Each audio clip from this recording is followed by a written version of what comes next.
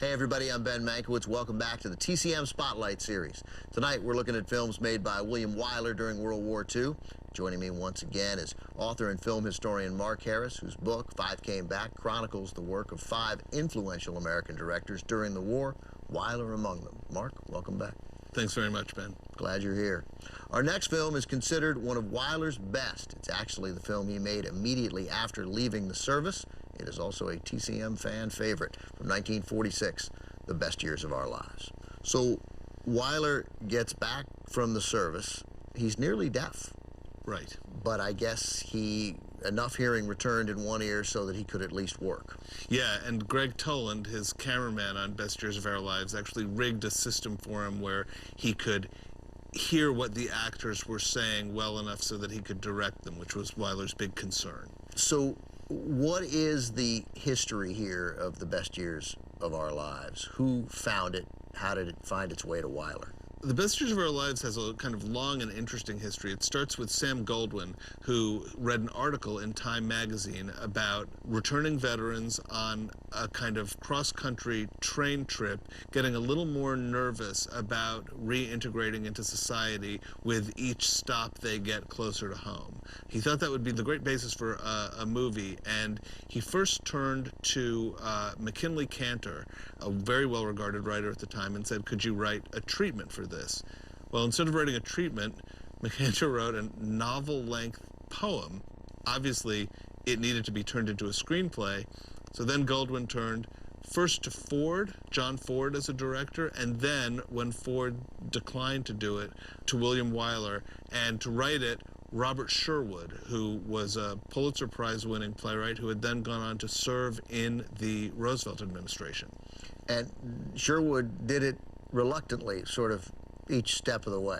Yes, he had to be kind of dragged kicking and screaming into it. He said he couldn't find it, he said he couldn't feel it, and after a certain point, other than Goldwyn's interest, it was really Wyler who was convinced that this was a great story to tell. And I think one of the great things Wyler did was kind of go with his own instincts to realize that all 3 of the men in the movie were aspects of himself. Frederick March's character, a prosperous, middle-aged banker, returning to his wife. Dana Andrews' character, who's very angry, and Wyler could get angry. You know, he was almost court-martialed once for throwing a punch, so there was a point of connection there. And finally, of course, the Harold Russell character, who changed in Cantor's poetry version. He was a guy with a brain injury. Harold Russell, of course, did not have a brain injury, but lost both of his hands in a training accident, which they felt was actually easier to depict on screen. They felt that American audiences were not ready for someone with a brain injury, and they didn't know how to write or cast that part.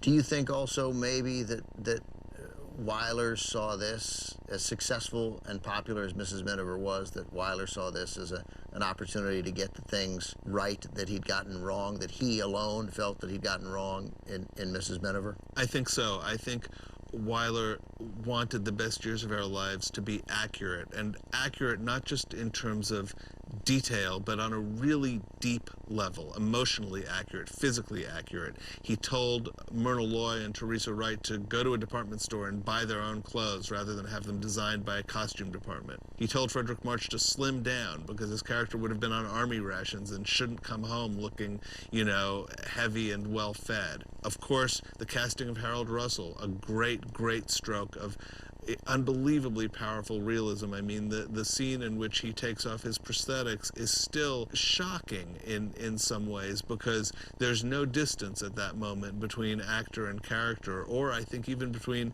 character and filmmaker, since Wyler himself was a disabled veteran. Mark, good stuff. Great stuff. Thank you very much. From 1946, the winner of the Academy Award for Best Picture, directed by William Wyler, who won the Best Director Oscar as well. Here's The Best Years of Our Lives.